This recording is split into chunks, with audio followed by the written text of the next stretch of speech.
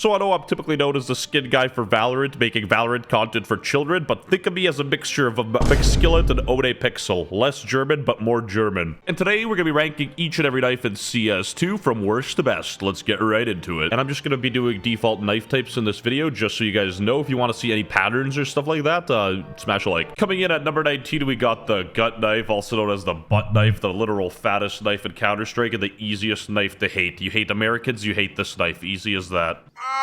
Coming in next, we have the Navaja knife, and quite frankly, it looks just as bad, if not even worse than the gut knife. And, you know, the flamboyant, zesty writing on the blade ain't looking any good. The best way that I could put the falchion knife is it's essentially the Navaja, but it escaped the hood by selling the PS5, so it's still incredibly whack, but, you know, I digress. But now it's my time to escape the hood, and since Counter-Strike isn't a game for borderline 5-year-olds, mother...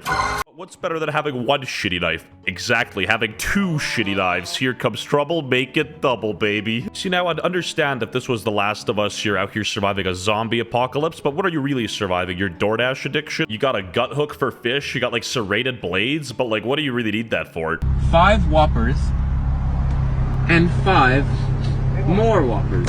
The Bowie knife's cool, but it's too long, and you don't usually see anybody complaining about something being too long, but in this case, it's too long, if you know what I mean. Coming in at number 13, we got the paracord knife. Now, in my opinion, if you just took the rope off the knife, it'd be more useful. You could pair it with something cool. Instead of pairing the knife with the gloves, you could pair the rope with a Alright, what's going on, guys? McSkillet here. Now, the Ursus knife is pretty cool, but it's literally called the Your Sus knife, so, like, I don't know. What can I really say about that? Chris, Mr. Beast using it. 2023 disclaimer, guys. I don't know if any of you know what a joke is, but it's not something I personally believe in, but, you know, I thought that was funny and fit in, so I don't really care. I'm pretty sure the word nomad literally means homeless. If you want to show everyone in-game that you work at Wendy's or, like, Walmart, I mean, go for it. And there's nothing wrong with working there. Thank you for the sandwiches, boys. This knife is called the Huntsman, which is inherently sexist, and I can't rate it any higher. It's disgusting developers like in Counter-Strike that raise the glass ceiling and the wage gap for women. What a society we live in. Then again, I don't care. Albeit, when Source and 1.6 were a thing, I think I was 0.5 years old, but nevertheless, this reminds me of the good old days of Counter-Strike. You got beauties like Mo, Steel, Dazed. We lose to Glocks!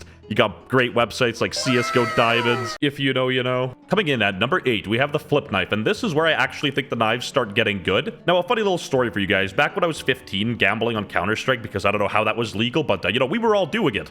I gambled my flip knife on a coin flip, because in my brain, I was like, flip knife. I got a coin flip, the flip knife. Oh my. And I fucking lost. This knife is just the whole United Kingdom stuck into a blade, but yeah, it's something you'd see outside in London and get shanked in the middle of the night. A Talon knife is essentially a karambit, but if a karambit was an alcoholic father that beat your fucking Glocks! I mean, it's pretty cool, but it's just like less blade and a greasier looking handle, so you know, it's alright. But before we get right into the top 5, you gotta leave a comment with your 5 personal favorites down below for the YouTube algorithm so I can get more money to feed the children in my basement. And that looking really good. A lot of beautiful patterns on the knife, which we'll get into in some other video in the future, but nevertheless, yeah, it's clean, it's sleek. What do you want from it? Not only is this knife a cure for autism and ADHD, it's essentially a fidget spinner in your hand. Like, this should be zooming. The animation is crazy. I like it. And the blade's cool, so that's a one-up too. Nevertheless, number 3, you got the M9 bayonet, and this incredible knife. It's just super sleek. It's like the knife to rule them all. The animations are a bit boring, but Christ almighty, it's impeccable. But it doesn't even come close to the karambit. The karambit in Counter-Strike is one of the most iconic knives in all of gaming, I'd argue. It looks tactical. It looks badass. It doesn't need any flamboyant colors to look cool like a Valorant karambit will. It's just there. It's military. It's FBI level Sigma. Hey, yo, Jamie, boot up a drum roll.